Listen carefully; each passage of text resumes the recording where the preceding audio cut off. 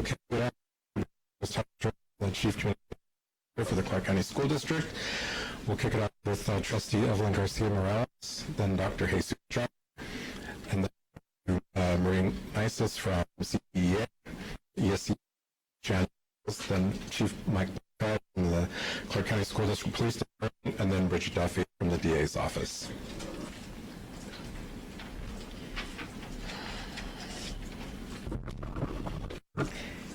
Evelyn Garcia, School Board Trustee, the Board Vice Chair, Representative Trustee. Reports are extraordinarily heavy because of the violence perpetrated against one of our teachers last week at Eldorado High School. Like I said 2 weeks ago, the level and types of violence we're seeing on our campuses and throughout our communities are more and more violent than in past years. The school board and the superintendent and Dr. Dorado are committed to addressing these issues swiftly to ensure that our students and staff feel safe to come to schools and that our education continues.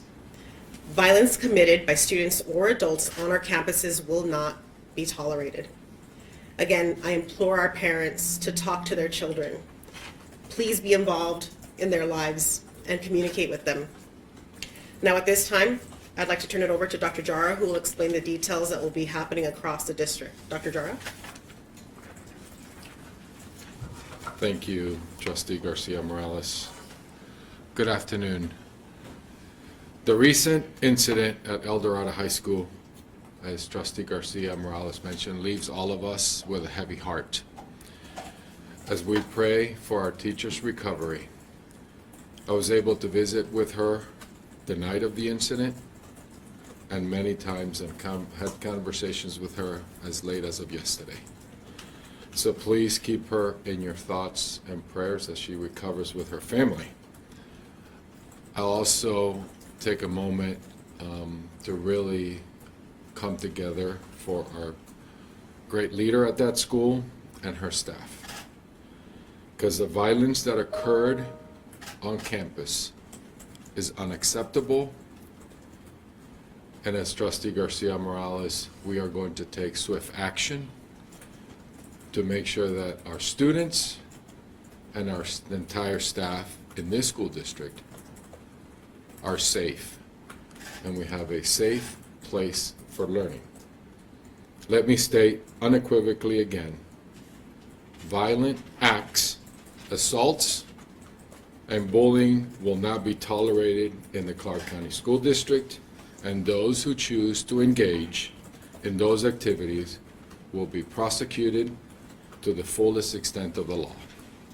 Children need their parents and guardians to support and encourage them in healthy ways of dealing with their emotions, and I am imploring our parents to talk to your children and be involved in their lives and show them that you care and that we all care. These aggressive actions that we have seen mirror the increased violence occurring throughout the country and our community. Adults attacking staff and students is unacceptable, and adults attacking each other is also unacceptable on our campuses. When students see adults acting out the way they've seen, they think that acting with violence is acceptable. Well, it is not, and it will not be acceptable on our campuses. As I have stated 2 weeks ago, and in my State of the Schools in March, should students or adults resort to violence on our campuses, you will be removed and held to account and prosecuted accordingly. Building on what I said on March 29th, we are instituting the following. Principals, when they come back on Monday, will be directed to facilitate and address the entire student body and reminding them of the student code of conduct that they will be held accountable to. If students violate the student code of conduct, it will be clear what the consequences will be. Fighting and physical violence, they will be removed from campus. Any and all major disciplinary infractions, they will face expulsion proceedings and will be removed from our comprehensive schools. battery to staff or student resulting in a criminal citation and distribution of controlled substances that will face expulsionary suspensions. Students recommended for expulsions for any of the major infractions that I just referred above, they will be referred to the Academic Center, our Learning Online Academy, Lighthouse, and Acceleration Academy. They will also go through a re-engagement process where parents will be responsible to participate with their students.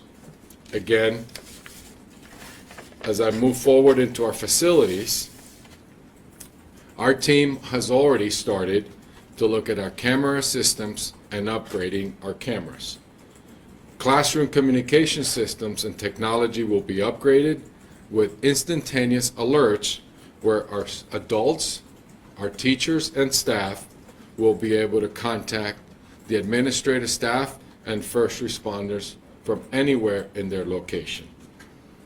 We have spoken to our partners in law enforcement who are here with us, and any additional personnel from the Las Vegas Metropolitan Police Department, the North Las Vegas Police Department, and the City of Henderson will provide support to our CCSD police at the beginning, throughout the day, at the end of the day, and during lunch. And now I'll turn it over to CCEA President Marie Nices. Good afternoon. My name is Marie Nices, and I'm the president of the Clark County Education Association. We represent over 18,000 licensed educators in the Clark County School District.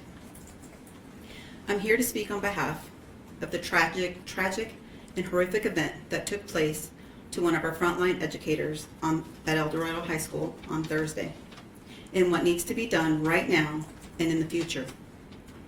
I want to take a moment to share with you a message from the educator who was attacked. I've spent time with her and will continue to spend time with her. First and foremost, she asked the public and the media to respect her privacy. She has been traumatized and she needs her privacy and time to spend with her family. Second, she has asked me to set the record straight. There has been a narrative that this is a story of a distraught student coming in to discuss his grades,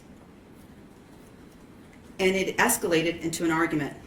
Nothing could be further from the truth. This was a brutal assault. The student came in with the intent to attack this educator and did so from the word go. There is only one victim here, and that is the educator.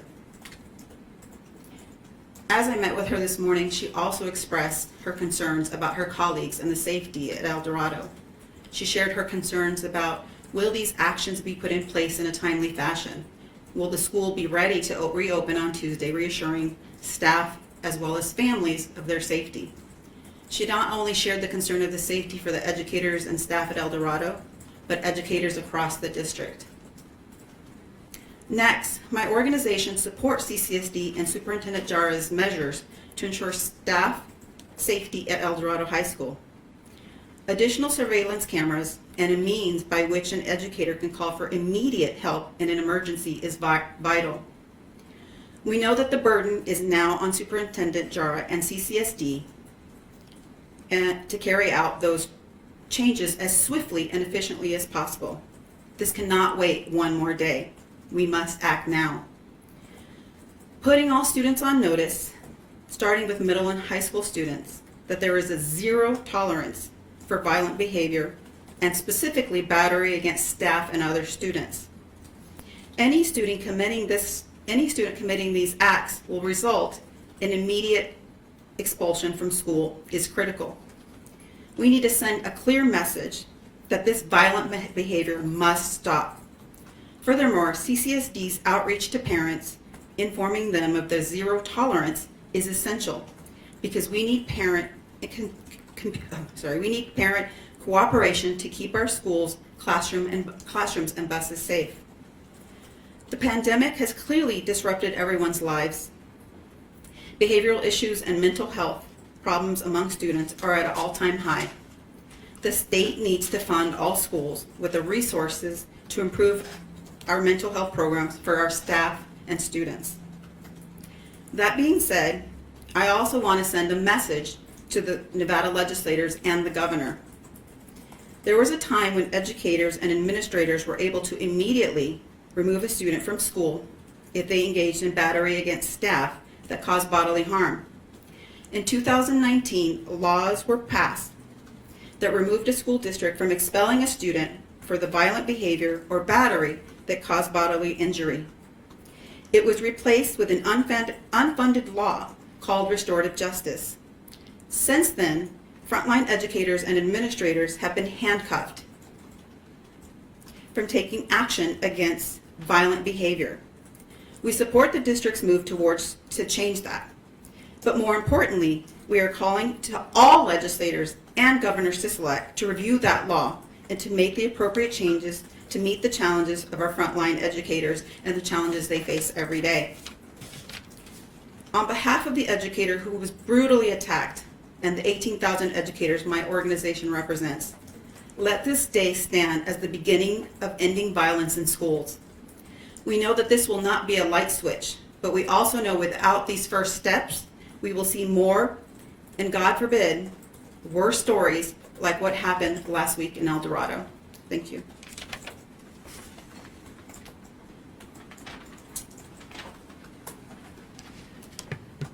Good afternoon. I'm Jan Giles, President of the Education Support Employees Association, and with the Teamsters, we represent over 12,000 support professionals in CCSD. ESEA and Teamsters are committed to partnering with CCSD and ensuring our schools, students, and employees are safe.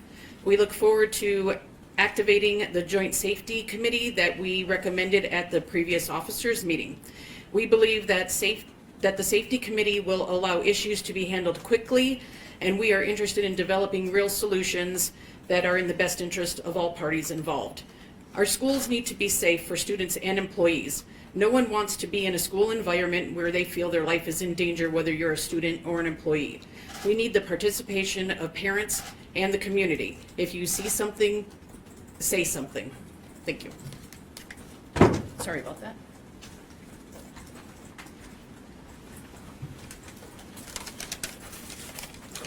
Good afternoon, Mike Blackeye, Chief of the Clark County School District Police Department.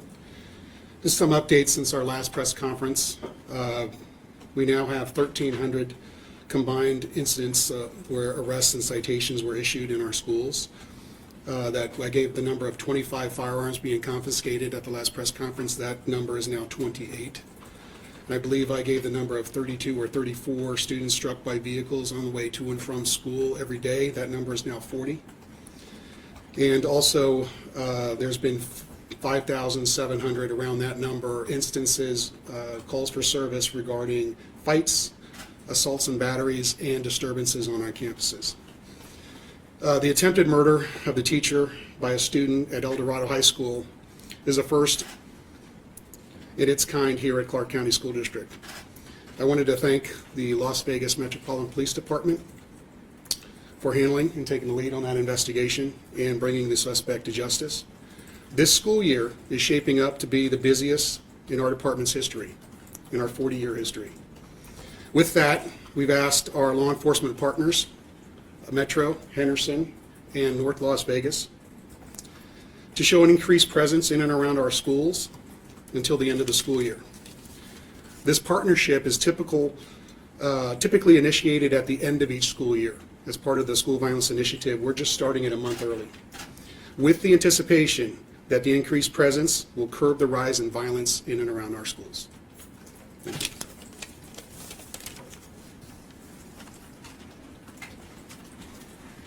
Good afternoon, everybody. I'm Bridget Duffy. I'm the Chief of the Juvenile Division for the Clark County DA's office. So I'm the Chief Juvenile Prosecutor, and I'm here today on behalf of Steve Wolfson. And I stand here with my law enforcement partners from our major metropolitan police departments in the city to say that we stand with CCSD to address all of these issues of violence. When issues come to my office, we screen them appropriately and ensure that there is a level of accountability and services infused in the family. And in the case of the young man from Eldorado High School, he's sent to the adult system to face his consequences. is, as Trustee Evelyn Garcia Morales said, this year we have seen not an increase of calls, but an increase of the violence, a lack of empathy, and a lack of respect to our adult authority.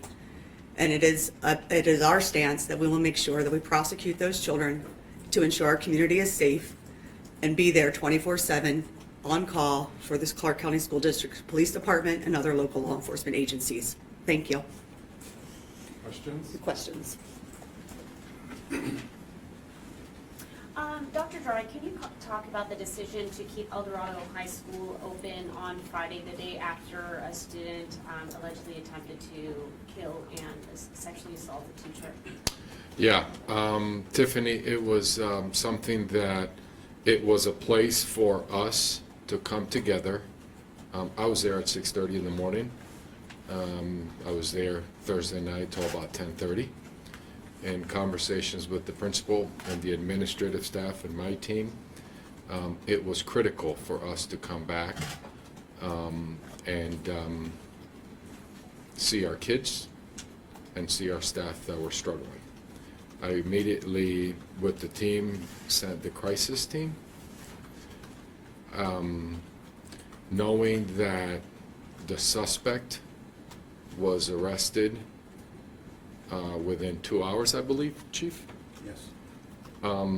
I knew that it was important for us to be there for our family and the Eldorado family. And that's why it was important for us to come back to school. And we've been there ever since. You mentioned communication systems and technology will be updated, and there will be a system where teachers, for example, can get instantaneous Yep.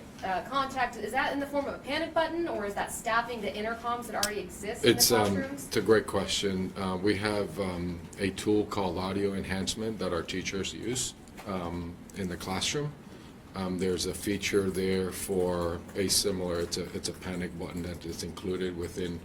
I spoke to the CEO this morning, and we're expediting, and Eldorado will be the first one, but starting with our high schools, moving to our middle schools, and then to our elementary schools. Yes. James Sheep from Las Vegas Review-Journal. For some, the policies discussed today will not have gone far enough. Is there anything that was left on the cutting room floor? And is this as far as the school district can go in terms of responding to these acts? And if you can answer in Spanish as well.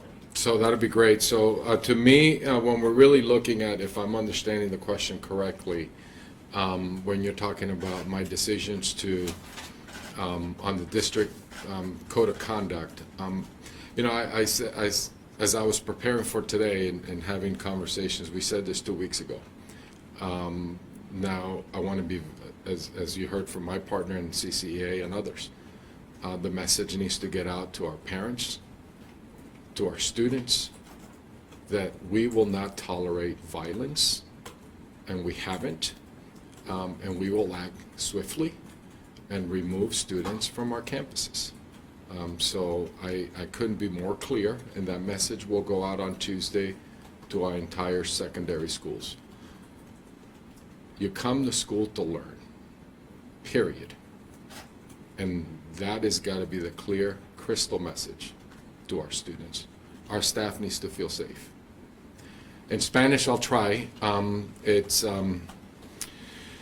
para los estudiantes y para los padres que vengan a la escuela a aprender. Es lo mismo que dije hace 2 semanas, que no vamos a tolerar que los estudiantes no se porten bien y porque vienen a la escuela a aprender. Going back to the question before regarding the panic buttons, do those exist in any schools currently, or will they all be new that you're going to be installing? We don't have the feature on our schools today. We're starting with high schools, moving to middle schools, and that's our current process right now. Do you think that would have, having that right now, or at the time of that assault, that would have helped that teacher avoid the situation? Potentially. I just, right now, I'm focused on what we're doing and responding to the tragedy that we're dealing with. Dr. Durham, you talk about demanding that students be removed from classrooms, letting them know that that will happen if acts of violence are committed. But President Isis refers to restorative justice programs, essentially hamstringing administrators' ability to remove. Can you comment to that? I'm going to take, as a superintendent of the Clark County School District and representing the 42,000 employees and the 305,000 students, we are going to take swift action to remove students that are not focused on learning. Do the laws prevent administrators from doing that? Dr. Barton? Thank you, Superintendent. Mike Barton for the record. Thank you for the question. Restorative justice does not apply in this case and other violent acts, so let me make that very clear, that there are some requirements for training with restorative justice, and to ensure that all teachers in the system are trained on appropriate use of restorative justice. It takes time, it takes money from the state legislature. But again, I want to be very clear that an incident like this or other violent acts does not apply to restorative justice. And thank you for reminding me that, Dr. Barton. What occurred, the criminal act that occurred against one of our family members, there's not a potential or a thought of anything about restorative justice. She was attacked, and I cannot tolerate that, and I'm not, and I will not. I'll let Chief Blackeye to answer one of the alert, because we do have some police alert for our educators. Yes, so a district this size, we pilot many alert systems. So we have several alert buttons or panic button systems in place that alert our dispatch center of an incident at a school. They are tested monthly by the principal at that site. Also, there's 18,700, around that number, classrooms in the school district. Just about each classroom has a telephone. Each telephone is connected to the district system, where any staff member can hit a certain number of digits on that, and it'll put the school into lockdown. And they can also call the front office and alert of any incident happening in there. That's beyond the call button inside the classroom. Can you give me an example of what kind of a response an educator or a staffer would expect to receive once they hit the panic button? Yes, that would depend on the site. Typically, that panic button would alert the dispatch center. Dispatch center would then call back the school site and ask if it was an emergency or somebody hit it by accident. There's a passcode that the dispatch center has for that particular site, and once that staff member gives back that passcode, and then they can provide the information. If they don't have the passcode, then it's emergency situation, respond in kind. That doesn't sound immediate, though. Sounds like there would be a couple of minutes still for something to start rolling. It's quick enough for the call back to come, so however long that would take. Yeah, just to follow up on these timeframes, so does every room already have a panic button, or are you adding them? And then also the surveillance cameras, I'm just hearing from several teachers who've told me not all of them have been operating properly. They don't want to wait till the time it takes to fix everything. What are they going to see when they come back from spring break that's already taken care of? The systems that we're piloting right now are just one panic button for the site, not a particular room. So the rooms have an intercom system where a teacher can talk to the front desk. Those aren't typically available in a portable classroom, and I don't know the number of portable classrooms we have. As far as, Tiffany, as far as the one that I'm talking about, it'll be for all employees in the school. And, you know, it's, it'll be accessible to them and their person. That's the one that we're moving forward with. As far as, I'll just say, I want to be very clear in really, when you go back since Thursday, as I've been reflecting on this horrific attack on our employee, our family member, and reflecting, this is a challenge on how we fund K-12 education. And I want to be very clear, as our partners have been vocal. The cameras, they're outdated, and we are going to find the resources within the Clark County School District to protect our employees. That work has already started.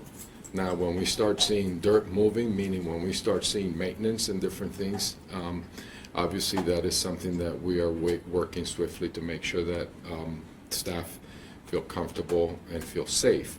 Our police presence will be adults being there to support them, so they know that we're there.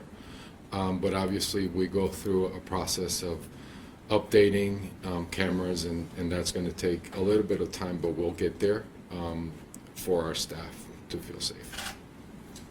You mentioned agencies, you're partnering with other agencies to bring more police presence to schools. Will some schools see a stronger police presence than others? Yes. Based on what?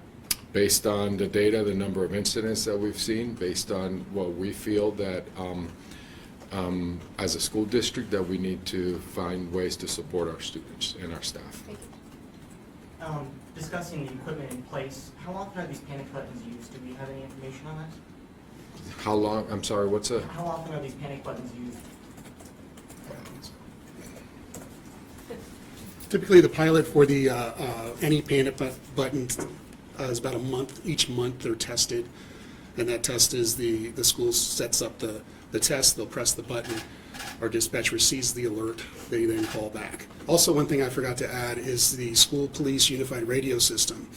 We received a grant 3 years ago to put a radio in the hand of each principal at each site, and that radio has a channel on there that reaches our dispatch center directly, and during the Eldorado incident, that system was used.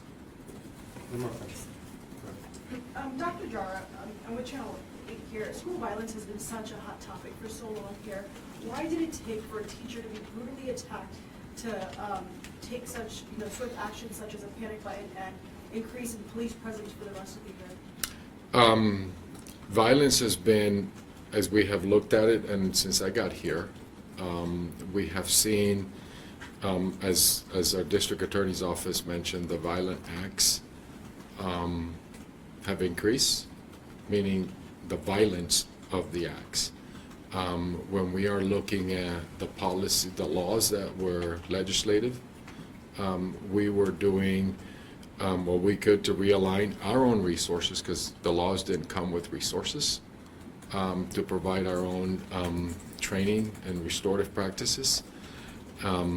Why did it come into this horrific event? This is something that I'm going to tell you as a superintendent, I'm going to do what I need to do to protect our educators and our students, and I'm taking the actions now.